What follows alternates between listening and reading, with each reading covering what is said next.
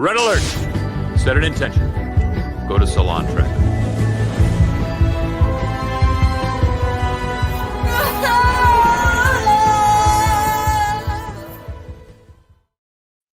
Ahoy, hoy, friends. Sensors have picked up something disturbing. Tachyons are going off the scale. Tonight, we get to the bottom of it. We figure out what's going on SETI Alpha 5. In order to do that, though, I need my crew. Let's beam in our co-host, Tasha Trevor. I was going for an Alina vibe, but sure, Tasha. It's all good. How are you, darling? I'm great. How are you? I'm great. I need to take better care of my hair, obviously. There's a request from the chat. Yes. I don't know if I can. I'm very close to my desk. That didn't work. Sorry, Benji, I tried. Yeah. Thank you all for joining us. Let's continue beaming in our crew. We, of course...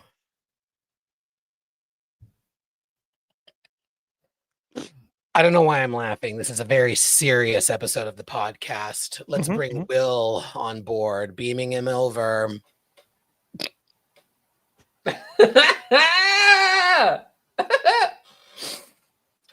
Take me.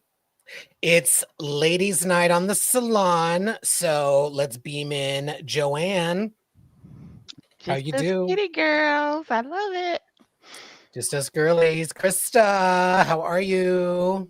I'm well, thank you. So excited. Well, friends, it is indeed All Hallows Eve Eve, and the tachyons are off the scale. We're getting subspace distortions and just living, Captain. Hurry, Captain. We have to talk about Star Trek Con. But before we do, the podcast things. As y'all know, it is Thursday, roughly 6:30 p.m. Here on YouTube. We are live. Please join us. If you're listening to this later on one of the many podcast platforms, thank you so much. Like and subscribe everywhere at Salon Trek. We're also on Patreon. If you can throw a couple of dollars our way, that's always appreciated. Helps defray the cost of the salon. And super exciting announcement, and I am just thrilled beyond measure that I forgot I was going to be announcing this and then put on a wig. But in 2 weeks, we have an exciting guest joining us, David Livingston, a prolific producer and director, dozens of episodes, some of the best, some of your favorites from The Next Generation, Deep Space Nine, Voyager, and Enterprise. We are so excited to have David joining us 2 weeks from this evening, November 13th. Mark your calendars. Be sure you are subscribed. I don't think the wig will come out that day, but enjoy this wigged announcement. My wig is snatched. I am that excited about David joining us. Or maybe he'll wear one. You don't know. You never know. The opportunity is there, as always. Well, friends, we should talk about Star Trek Con. But of course, before we get into Star Trek Con, as you know, we simply must set an intention. This is obvious, but don't forget to set an intention when you light it, or you're just going to be wasting the wax. Indeed, we must. Oh, I got to keep this shit away from my hair. Indeed, we must. Nobody needs to see that live. Yes, indeed, we must. To set an intention tonight, I thought it would be fun if we went around the room and put ourselves into a little bit of the plot of Star Trek Con, or at least the general story concept. If you had to be trapped on any planet in the Star Trek universe, so we're just going to plunk you down on one, but you can never leave, what planet are you choosing? as always, I will start us off by sharing that I picked, mostly because Matt's not here tonight, I picked Trill only because it still looked really pretty even after the burn. And that just makes me feel safe that it's not going to blow up or be desolate or scary anytime in the near future. So I picked Trill. And yeah, I'm not going to work in those caves tending to the symbionts because that was creepy and weird. And I don't do well in caves. But anyway, that's my answer. Let's go around the room. I'd love to hear where you all want to live. Joanne, my dear, where are you going to be marooned? So I was torn because, of course, I wanted to go to Kronos, but they're always in some shit. So, and if I can never leave, I'm like, no. So I'm choosing deep cut. I'm choosing Haven because any place that lives by the principle that the failure to communicate is inherently hostile is the place for me. So I shall abide forever in Haven. Girl, the depths of that answer and explanation are just, yeah. Speaking of maroon, Will, where are you going to be marooned? It's a good question because the immediate answer is always Ryza because it's like beautiful, people be fucking, it seems fun. But like, also I thought that one, what was the planet with the next gen one with the slutty guys? Edo. Oh, I would do that because I feel like as a gay man, I would be adopted by the women. So Yeah. I too could take a slutty himbo and who's wearing basically a dish towel. So I'm going Eno. I would never visit. They're always running. Ugh. It does seem like they're always in a hurry. I won't be doing that, but I can't with this new hairdo. I shouldn't be running in it. Will can't run in those heels. Krista? I kind of have a tie. I like where Book came from, Quijan. Yep. Thought it was really just for the beauty of it, but Well, that probably was Rubble. R.I.P. Oh, she wants it post DNA or oh, the other place. Oh, right. It's the new Sanctuary. Quijan. Sanctuary. Yeah. 2.0. Yep. Thanks, Mary Todd. But the place that I would probably likely get marooned on would be Beta Z. Because I like the idea of being on a planet where you really can't have any secrets. Like there are no skeletons. It's all just out there. And so you have to deal with it. And I think that might be a pretty great place to live if you know what everybody's thinking and invasive, but still, that's where I go. Plus, they get married naked and they're not repressed. I love it. Also, pretty planet from what we saw. Also, pretty planet. Yeah. Yep, absolutely. And I've never been able to do this before, but Stan? The other way. Or at least for me. Not on my screen. On my screen, you're right there. We got to talk to the Starfleet Corps of Engineers about that because it should be the same for everybody. Well, whatever. Am I looking at you now? No. Oh. No. Because for me, I am. Starfleet, and we have technical difficulties, but maybe it's the wig. It's I almost said Beta Z as well for similar reasons. I think a very transparent, open society seems lovely. Like, yeah, but then I was like, it's a different kind of horny answer. I'm gonna go with Angel One because a femme top can do incredible things. All right. The matriarchy seems a little intense there. You know what? Let the women handle it. I don't disagree. I'm just saying it's a little like scary. Like she was executing people very comfortably. I would help work on reforms. Yeah, I'm an Angel One abolitionist. That's what I would be doing. That would be my job. I'd be working with a nonprofit trying to reform the matriarchy. I think you're missing the fact that your purpose there would just be to like deliver drinks. Which Like- is not He's a like bad. a union organizer. You're Yeah. not Ooh, part yeah. of the decision-making process at all. Union. You Be go slaughter an unionizing. animal and cook it. Well, Trevor, Yes. thank you. The You're welcome. intention setter, lovely as always. The intentions are set. And now we must talk about Khan.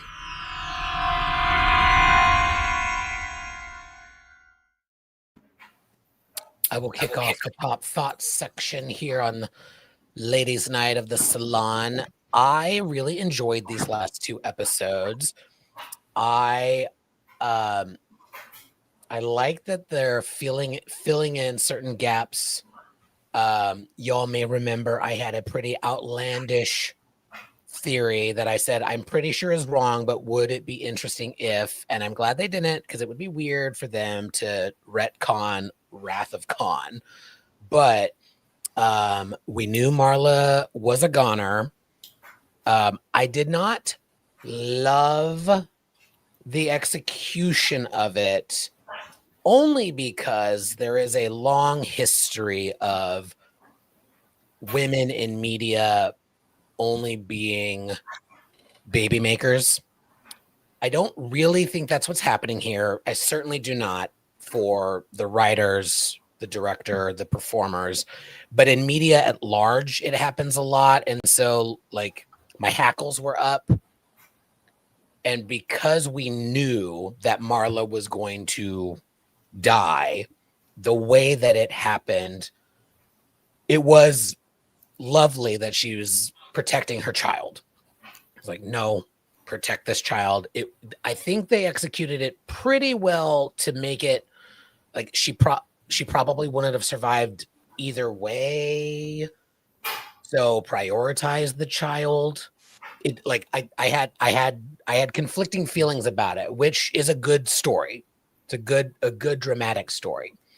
And then on the con front of things, I know we've talked about this before of like there's a little bit of concern early on about like, oh, are they humanizing this monster? And then for me, these episodes put that to bed. He's lovely with his daughter, but then oh whoopsie, he's a monster again and double crossing these people that he's been working with for 5 years now. The time jump was interesting, so we'll get into it. Those are my top thoughts. Let me kick it back up to Krista. Krista, what were your top thoughts on these last 2 episodes of Star Trek Con? I wasn't really surprised by any of the events. I was a little off on the reason why the planet exploded, but it wasn't consciousness, the collective consciousness, but it was the quote unquote aliens. I'm going to push back a little bit on Khan being lovely with his daughter. I do not find him to be lovely with his daughter at all. And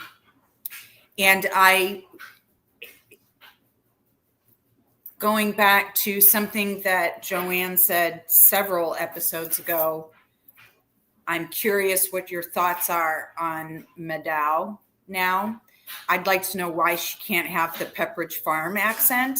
I think I don't like I really don't like the optics of this at all. And I agree with you on the women are dispensable baby makers. Even though we knew Marla was going to die, I found myself at the end of this kind of going, why couldn't she sound like the Pepperidge Farm man? Why does she have to have such an identifiable accent that speaks to a history that is not anything that we should celebrate? So that's my controversial and not even the least bit brave statement there. So, Mary Todd. Thank you. I these were good. I did kind of find the turn to be predictable. I mean, like, we know how this is going to happen. Like, I didn't fault it for what was happening. Like, Khan shows his true colors, and, like, you know, all of that sort of thing that kind of happens. It did feel like so pregnant women are not supposed to go into hot tubs. Especially ones that stink of sulfur, for fuck's sake. So that is number A. Yeah. I was like, wait, I literally on the train, I was like Googling, should pregnant women go into a hot spring or a hot tub? And that kind of threw me out of it, because I was like, she should maybe know that. I don't know. Anyway, but the character stuff was interesting. I'm glad that the humanization of Khan that I thought was happening kind of turned a little bit. Overall, I thought it was really good. I think the sound design is really good. I'm finding the actor who plays Delmonda, I'm not. He sounds like he's like 22. So it's a weird, like, I don't know. They could have done something more to his voice. He just sounds a little young. But he sounds cunty. Yeah, like he sounds a little like she's a friend of Judy for sure. So I don't know. It just there were little nitpicky things. I like where the show is going. This is going at the moment. We have one episode left, I believe. There's only 9. So it'll be interesting to see where this ends up. I found some of the episodes to be a little predictable. But yeah, I find the supporting characters other than Khan to be very bland, like the others, like Joaquin, like the younger people. I find them to be a little bland boots, because it's like they're all a little too nice. These people were put into space because they're murderous, genocidal maniacs. So, like, they got put into space because of that. And they're all like, I'm a bot. I made this complaint last week, but it still bugs me that they're all like, I'm a botanist. And it's like, no. Because all of them in Spacey, because I rewatched it, they're all just as bad as Khan. Really, truly. So, I don't know. I don't know. Joey.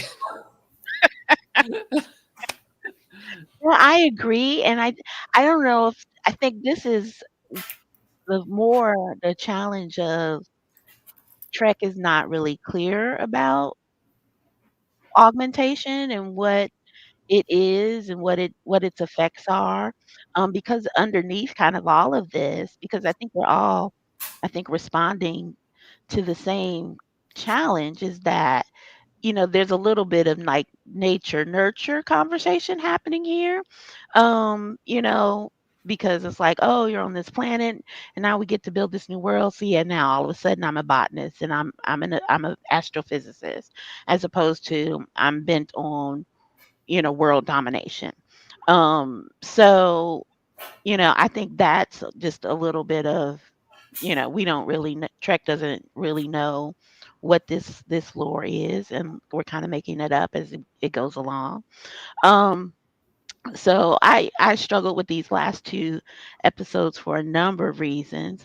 So yeah, it was hard for me to get into it, and I struggled with episode 8 a lot. I just, quite frankly, didn't understand any of this reasoning. But Krista, you are very right. I am deeply just stuck. It takes me out every time when it was like, of course, the raising of Kali fell to Mado. And she is, I'm like, oh, I'm sure she just became fucking wet nurse. It's just, it angers me. It really does. And I try to just kind of let it go. Because I don't know. I'll claim it is not intentional, but it still doesn't discount how it makes me feel, right? Because her accent, to me, part of me, is decidedly African. So I struggle with that she is now the wet nurse, um, mammy, caretaker, emotional labor, can't find love, can't keep apart. I hate it. I Oh, hate it. failed too, because she put Failed herself at risk and killed her own because she kid. needs to take care of Khan's fucking child, so Yeah. she can't keep her relationship. I'm so angry. Oh my gosh, and I'm trying not to just completely go off, right? It makes me angry. It makes me angry. But so yeah, I struggle with all this episode. Now I'm all off track because like my blood pressure is high. I can feel it, right? So I'll just leave it there. I'll just leave it there. So I didn't like either one of these episodes. How about that? That's a top thought. That is quite a top thought. I will say that I enjoyed the way the actual story has just progressed. Like I was kind of nervous. I think it was like 2 episodes ago where I'm like, okay, how are we going to get to episode 9? Like they're either going to rush or this is going to stall and I'm going to be bored silly. I was at least interested in what was going on. I agree with all the points that have been made in terms of some of the things that lean more problematic. I don't want to.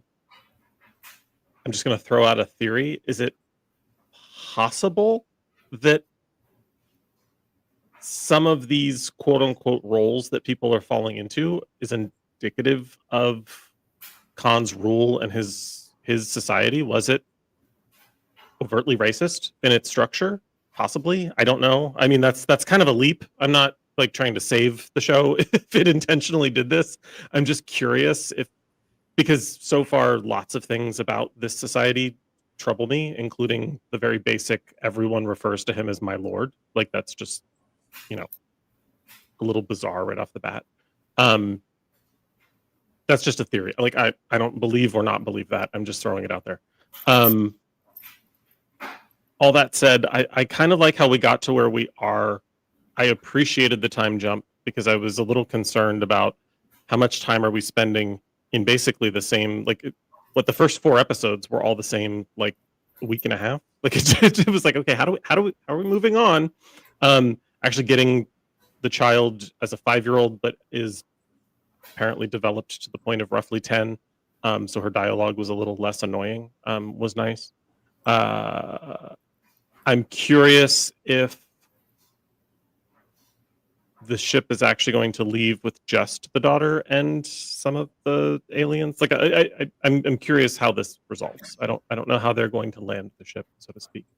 But I really enjoyed our jumps to Excelsior, and I'm starting to realize I wish we had more of them. As this comes to a close, I'm wishing we had spent more time on Sulu's ship and less time on a planet we knew was doomed. But here we are. Those are my top thoughts. Doomed. Dun, dun, dun. Yeah. Well, let's get into it. Let's talk a little bit more about Marla's fate. Y'all clocked it. Will clocked it. Like, bitch, what you doing? Like, you should not be getting into a sulfuritic hot spring in It's a crazy. cave. She's like, I'm gonna stay here forever. I was like, Mama, that baby's gonna come out poached. Like, what are you doing? It's like that. It's like that sort of biblical story where the guy's in the middle of the ocean and God sends a ship, and then he sends an airplane, and then he said, she's been told numerous times, this thing, are you sure you should do that? Are you sure you should? It smells like sulfur. And she actually goes in to explain why it's really great despite the smell. It's like, how many chances do you need, sis? That hot pool of fart water. Huh? That hot pool of fart water. She was like, I'm gonna go in here. And I was I'm like, gonna girl. go in here anyway. Yeah. Wait, did something bite me? Yeah, your choices. Your choices bit you. Yeah. Milady. Milady. Well, I'm Lady so Marla. if you counter Marla with Madel, Marla's going into this thing because she just wants comfort. Madel goes in and she puts herself into a situation where they're doing exploring and it's presumably scientific. And they both subsequently, somebody perishes. And what I don't like is this idea that that sort of makes Meadow look more like a failure because she didn't sacrifice herself for the child that she was carrying. But Marla's a success story because she sacrificed herself for this I don't like the side-by-side comparison there at all. I don't like what it says. And especially with the other aspects included, like her relationship breaking down as well. Well, and again, Ursula, I said this last week. Ursula's all in with Ivan. She doesn't have an issue with Ivan's, motivations. She really doesn't. And I still say that Meadow would not have been any less a maternal or loving influence if she said, Pepperidge Farm remembers. It wouldn't diminish that at all. So what's the underlying thing that you're trying to get across there? I don't like it. It's a little like, is somebody expecting Miss Minnie's pie? It's a little too the help. I don't like it. I know, Joanne, you don't want to go off on it. I'll go off on it. It's fucking low-hanging fruit. It is because it's, to your point, Krista, like that's such an excellent point. They could have did what they did for everybody else and left it ambiguous, right? Mm-hmm. But Meadow's accent is pronounced. It immediately conjures an image. So, and obviously, I don't know if that was written into I don't know how stories are written. If that's in the parentheses, Meadow has an African accent, or was a choice by the actor and the director went with it. I don't know, but it was a choice, right? Somewhere that everybody okayed. And yeah, it takes me out. Like I try to let it go, but it takes me out every time. It does. In the same way that Ivan's accent takes me out. Like it's so, Boris and Natasha. What do you mean? What are you meaning? It's just so. And again, it's a trite villain, right? It's a dictatorial, megalomaniacal. It's played a little mustache twirly. Let's have him be Russian. Let's have him make vodka. I am the bad guy, not because of my actions, but also because I talk like this, my lord. It's like Paolo. So Paolo likes Mardi Gras. Paolo likes a party. Paolo likes a parade. But I mean, you know what I'm saying? Like these are like. I really want to see the scripts now. I'm very curious. And if we get any of the creatives on in the future, we'll talk about it. We'll figure out how to talk about it, but we'll talk about it. We'll be fair but blunt. Because it for me, it's especially pronounced when you think about Marla, Ursula, and what's that annoying woman's name?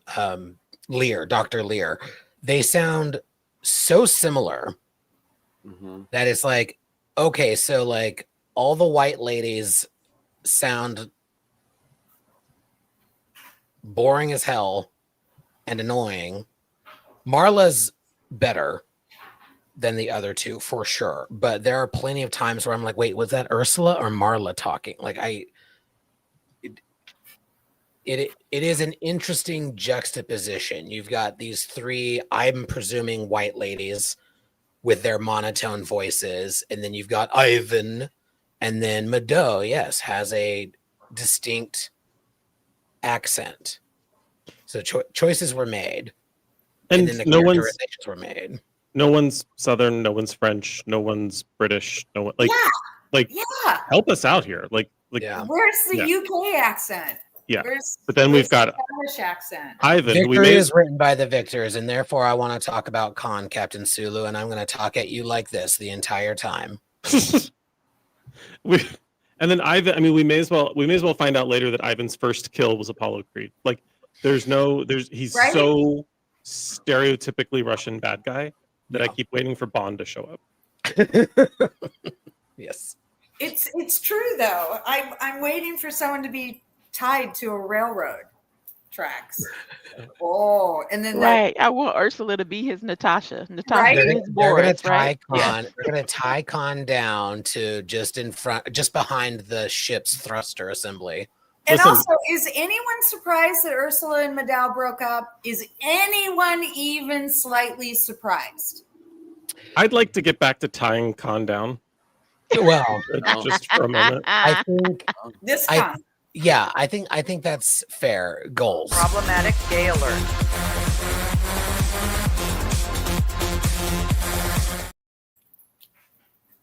Appreciate whoever set that up for me. You're welcome. Okay, carry on. Speaking To of Chris's- Daddy Khan, Oh, I was going to say, to Krista's point, no one's surprised that couple didn't make it. Sorry. oh No. yeah, we'll circle back to them for sure, but Khan as a father, and I'm glad, and Krista, I'm glad you countered, because like, for me to clarify, not to backtrack, I'm not backtracking my opinions, but I thought there was She's like, backpedaling. She's Yeah. backpedaling. listen, ladies, hey, no, we are not going to be those women. We support other We're supporting women. each other. We support each other and we lift each Wow. other up. You have not spent any time with women.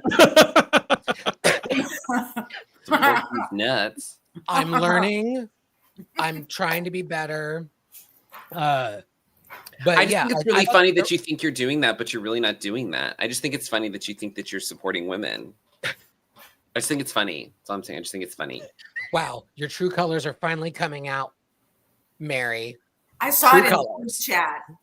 Wow.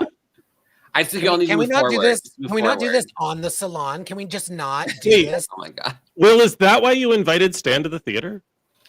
Tell her what you said. Say it to her face, Trev. Say it to her face. Sorry, that was a bad Mary Todd Lincoln joke. I already That was had bad. plans that night. Anyway, back to Daddy Khan. Yeah. Oh, there you go. The real women are like, these fucking douchebags. She was told she had to do an African accent. She was interviewed on Sci-Fi Sisters. Oh, Oh, Okay. All right.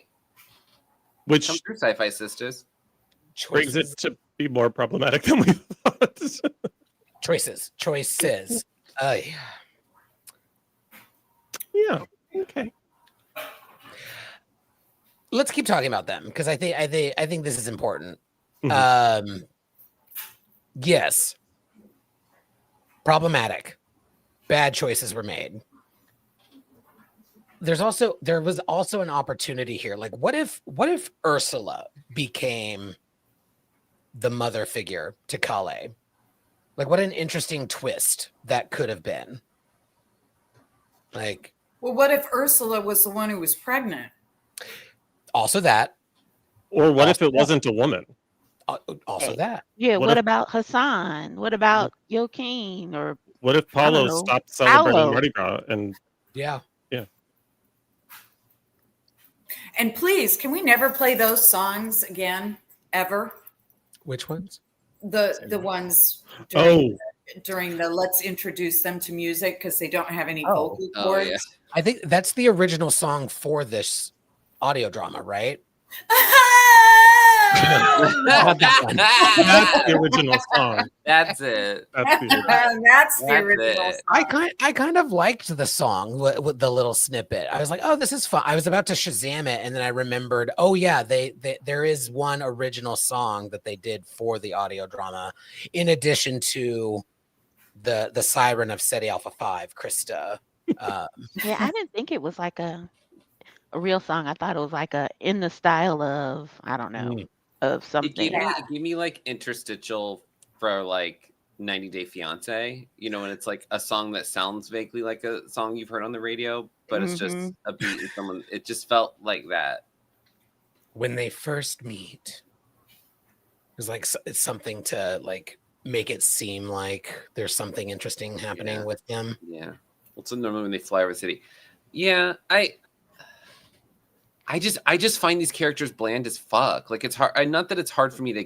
It's kind of hard for me to care about them because they're all kind of blending together at this point. The stuff about Mado is like truly kind of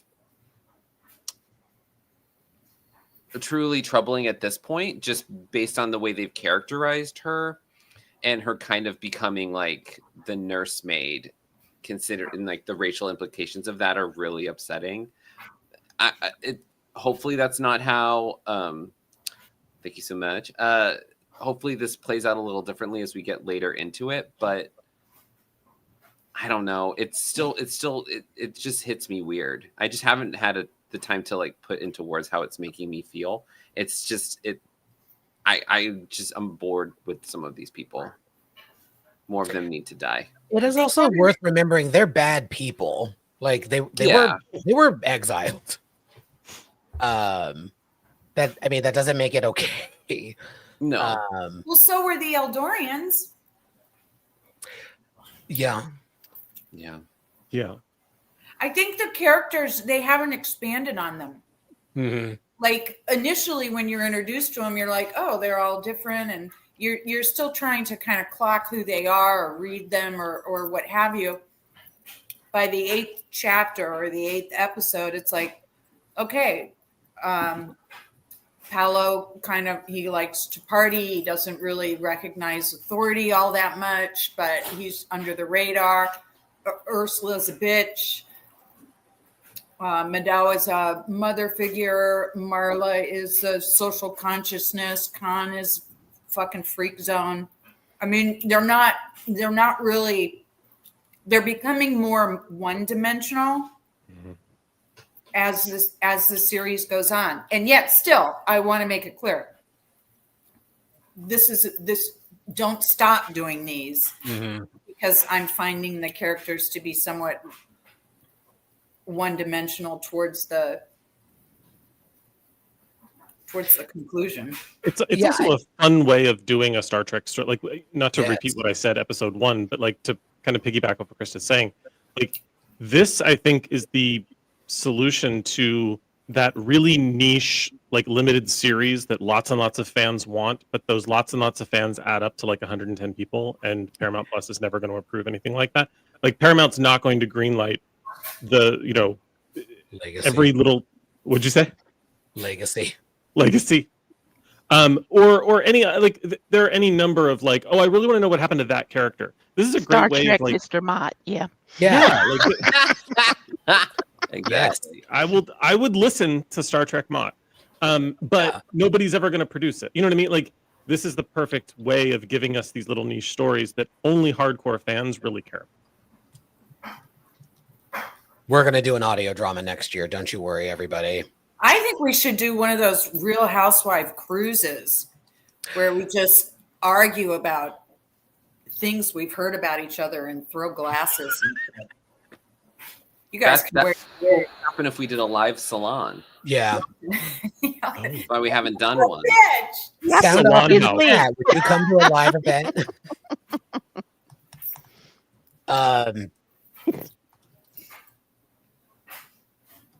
I think Khan is a scary father. We'll move on to that topic. Can we do Sure. that? Yeah, no, he is. Like I thought he had one kind of endearing moment, and then you're right. Like the rest of it is like, oh, it's still very controlling. It's still like for the society I want to build. she is a means to an end still, for sure. She's Same a as Marla figure. was. She's not even really an individual so much as she is merely an extension or the remnants of this woman he tells himself that he loved. She's not even her own entity. If she's getting that from anyone, she's getting it from Madao, because it seems like these are the only two people she spends any time with until we get the interaction with El Dorado. Whatever his fucking name is. I believe it was Delmonda, but El Dorado. Yeah, it fits. The theme fits. I liked the voice actor. Like I've found some of the other voice actors frustrating, particularly Ursula and Dr. Lear. Very monotone. Kale, I thought, like a little precocious 5/10-year-old because she's half augment. The time jump, totally understood. For the story, we need to know how she becomes Dr. Lear, because I'm pretty sure we're still bread loafing that she's Dr. Lear. However, I could have used another sentence or two about why it took so long to build the ship. Like, I get that they don't have a ship, they don't have the heavy machinery. They're getting tired and they have less and less food. But 5 years to build a 4-person craft still seems a bit much. Like I needed to mine a mineral for the drive or whatever. Like I needed like one more sentence, I think. Because the 5-year jump, I understood needed to happen so that they could effectively say this 5-year-old child, because half augment is like a 10-year-old, so that we could get those precocious moments with her. But the technical side of it bothered me as a pedantic asshole Star Trek fan. How do you It would have been build a ship?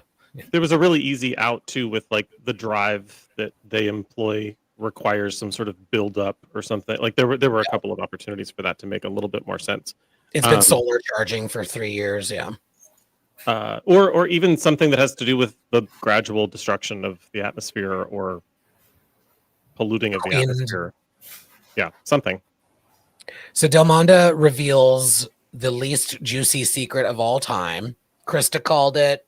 It was definitely telegraphed. They had something to do with SETI Alpha 6. It was unstable, but it did not need to be, or it would have been thousands of years before anything happened.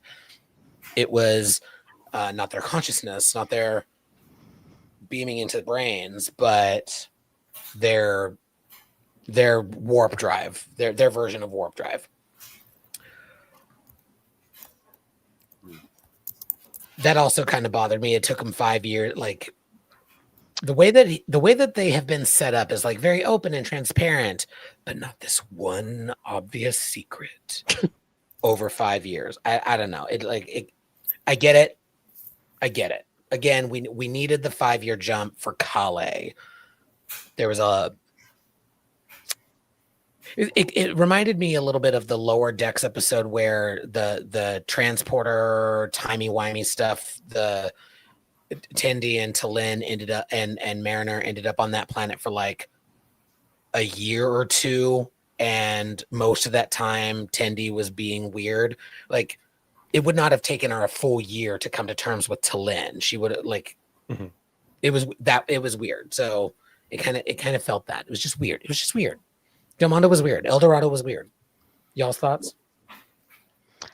I think it was strange. Although Cassie said it earlier, it is frustrating that none of these adults are talking or communicating, with each other. Like, I don't know.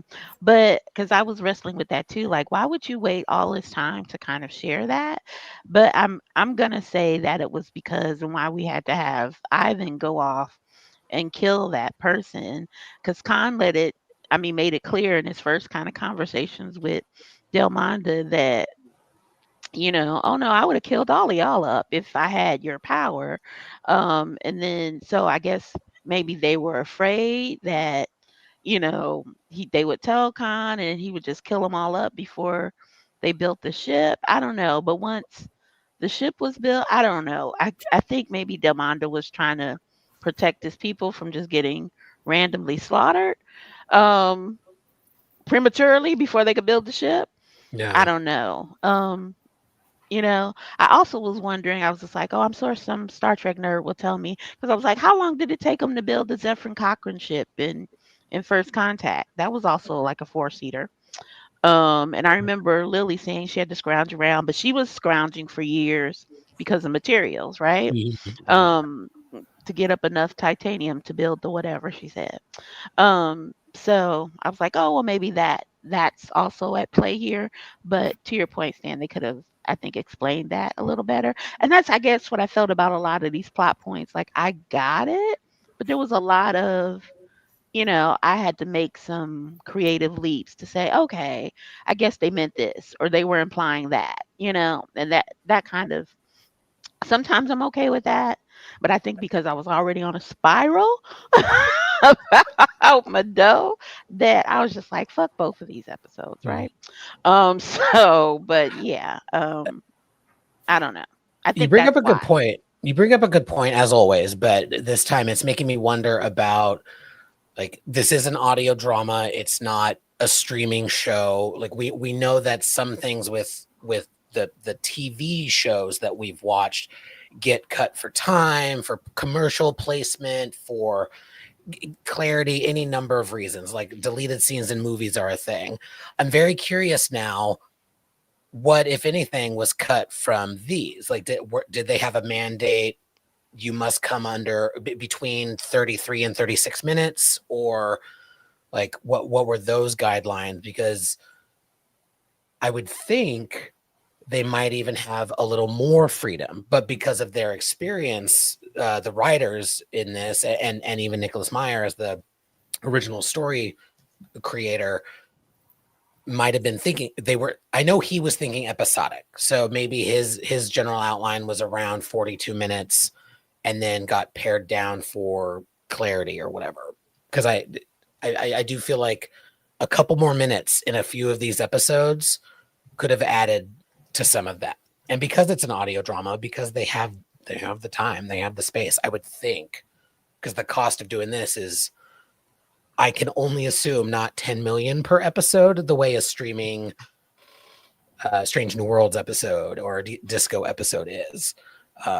It's just a wild guess. I don't know, but I'm assuming it's not 10 million per episode.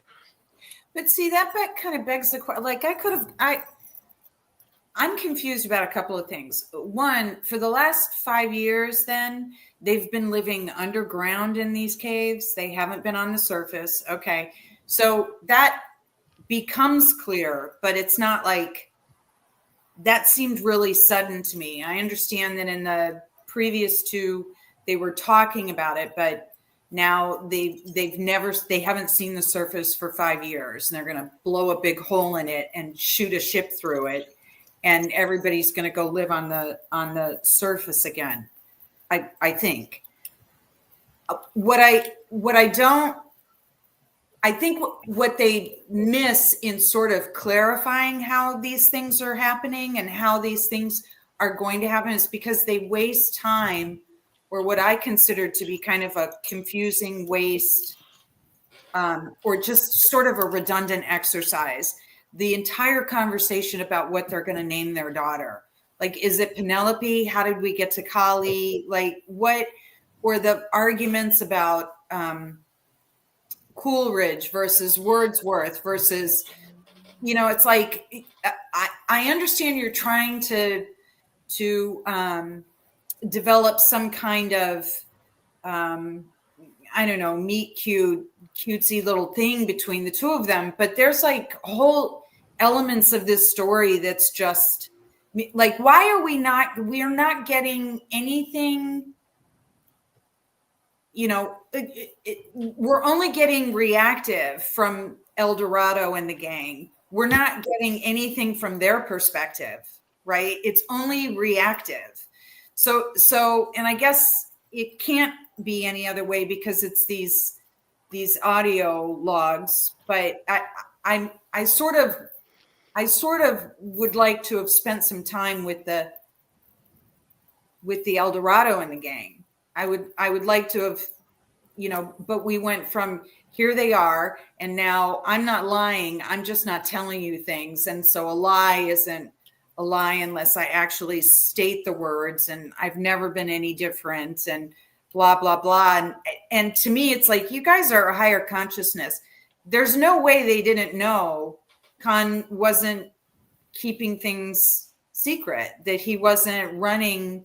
I mean, they have Ivan, for Christ's sake. So, it's like some of the things just don't make any sense. Some of the things demand a real suspension of disbelief for me. And if the Eldorados,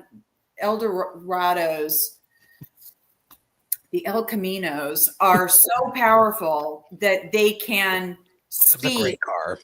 It is a great car in your head without use of vocal cords or anything. I find it hard to believe that whatever your own ulterior motives are you would be able to keep them secret. I don't know how, I don't care how augmented you are, that would not be an unknown. And so I don't understand why that's not obvious. Yeah, the Ivan of it all too. Like, again, with the time jump is for Calais' development, right? Like that, I think we're all in agreement there. Like, that's why there was a time jump. So Ivan has just been gone for 5 years. I'm sure they've had run-ins here and there. It's inferred, I guess, but like, and of course he shows up at the last minute. Like he's gonna. I assume my prediction for next week is Khan and Ivan are gonna get in an epic fight. And Khan is going to be like, Kale, you get to the ship. Del Monda, I'm going to deal with this asshole, get my daughter to safety. And no, that's too selfless. No way. No way he does that. Yeah. No way. I think the Eldoradans, are we going with that now? I think they take her. Yes, for that's some reason. their name now. Okay, thank you. I think they take her for some reason. Yeah. That we don't. Well, because Yeah, we know that Del Monda gets out of there. Yeah. Yes. So we know that he gets out off the planet. And she's part of their bond now. He said it. Yeah. I don't know. It's very Twilight. Yeah. Is it bad that I just don't give a shit? No. I found. I mean, they're all doomed. We know that. Yeah. I mean, like it. I thought that the twist with Khan, where he kind of like the backstabby thing, so I was like, oh, thank God. Like, it was more like he can't be this like chill.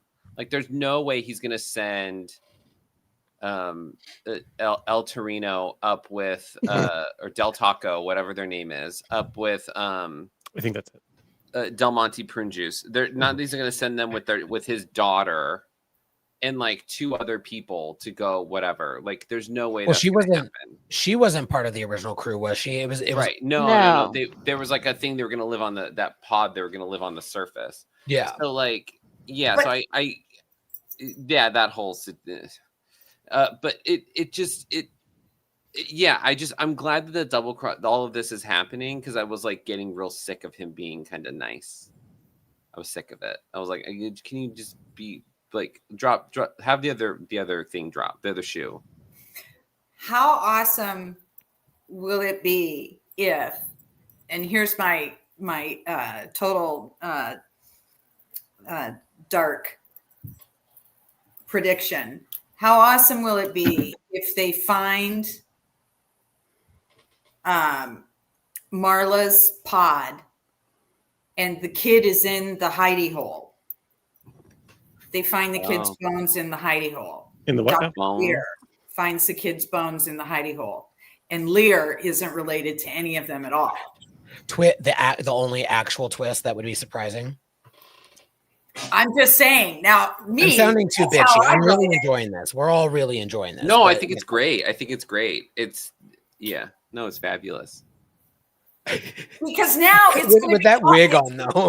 Like, it's going to yeah. be totally anticlimactic if Lear turns out to be Kali or descended from. We should Kali. talk It's about gonna be- Dr. Lear because that's the one bit we haven't gotten to yet. Because like, what the fuck is her deal? She's annoying as hell and monotone, as I've discussed, but like what is her deal? Like she's figured out like whoopsie daisy, I was wrong, but like also Delmonda gave it. We've learned that Delmonda was the original source, so one would assume that Delmonda was like, hey, we caused this. I'm telling you this so that you know the truth, which triggers her to go get the logs or whatever. But like, Yeah, I'm like, if she's Callie and Delmonda told her that, like, why didn't she know all of this? yeah, something's missing. She can't be Kali. I'm telling you, she's going to find the kid's bones. She's gone to the planet to find a hidey hole or something that she heard that in the logs. Mhm. She's going to the planet to find the thing that was hidden. Yeah. There's no reason to talk about a little hidey hole. There's no reason for the kid to have mentioned that at all. It's Chekhov's hidey hole. There's no reason for it to have been mentioned in dialogue at all. None. And Dr. Lear keeps being weird about them potentially leaving, but like you already have the logs. Like why are they staying there at all anyway? I still don't understand that. Why she's insistent that they're staying there while she goes through them. I mean, Right. unless could've she's beamed like those up. looking for something, unless there's something that she like the She ulterior really motive wants is that that like, phaser. Yeah, why don't they Right. tractor that whole thing out of there anyway? Bro, take the whole Like, fucking thing. The Excelsior is fucking huge. They could just have, it has a cargo bay that could fit the botany bay like 3 times over. yeah. I mean, I don't understand why she's there. I'm sure they'll the Maybe reveal Steven's that being it's petty. He's like, that's not coming aboard my ship. What if oops. Lear is actually Leon? Oh my Who the fuck God. is Leon? Call back. There it is. There it is. Sorry, audience. 2 episodes ago, you're welcome. Check it out. Leon Can and a you or Mary miss? Todd We hope to see Lincoln you wig. soon. She can't do this. She can't pull this look. Mm. Leon, lean on these nuts. No,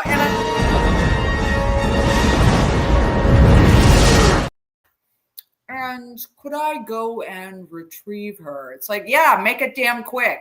Yeah. She They've talks like also Martha set up- Stewart. Isn't that wonderful? Isn't that? Flat. I have to retrieve more logs. So it has to be something. It has to be something tied to Kirk not being willfully negligent. It has to be. It has to be something involving that, Yeah. because She's admitted that. she just admitted it and then hightailed it off the ship. I have a new theory. Lear is actually Khan in a wig, or Kirk in a wig. He's I'm not actually in the Trevor. Nexus. You guys don't realize it. You can leave the Nexus at any point. Maybe he Maybe he's left just the like, oh, I'm Nexus. gonna figure this out. Maybe Lear is just Kirk in a wig. And Sulu is actually Scooby Doo, and they would have gotten away with it if it weren't for you kids. If it weren't for these meddling Dastardly kids. kids, these dastardly children. Ugh. Come to my haunted amusement park. Yeah. These. Now you listen here, young man. Oh no, it's Carol Channing. Yeah. Thank you Was so it? much. Raspberries.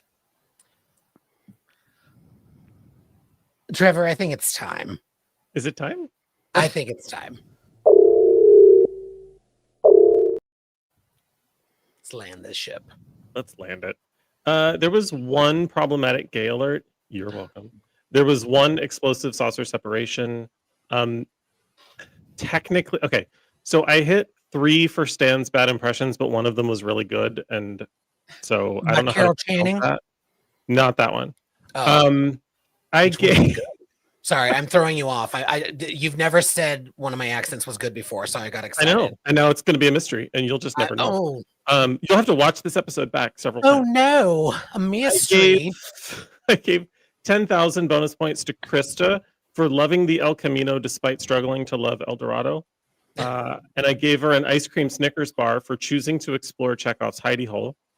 I gave 10,000 bonus points to Joanne for Lily Sloan callbacks. And I gave her a Nestle Crunch bar for somehow not going off. I gave 500 bonus points to Will for daring to ask the question, how would you like your fetus prepared this morning? And then I gave him a Kit Kat for saying, I'm Lady Marla in that fucking wig.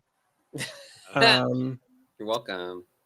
I gave, last but not least, 100 bonus points to Paolo for loving a parade. That's it. That's all I got. Well, friends. Except for one thing that we did want to share with everyone real quick. Because our friends, the Sci-Fi Sisters, Stan, do we have a slide for this? We do, yes. Yay! There is a legacy fund in honor and in memory of Sabrina Wood. And so if you visit Sci-Fi Sisters website, there's a link. If you follow them, there are links that actually allow for donations to the fund, either directly through tips to their store or through purchases on their store.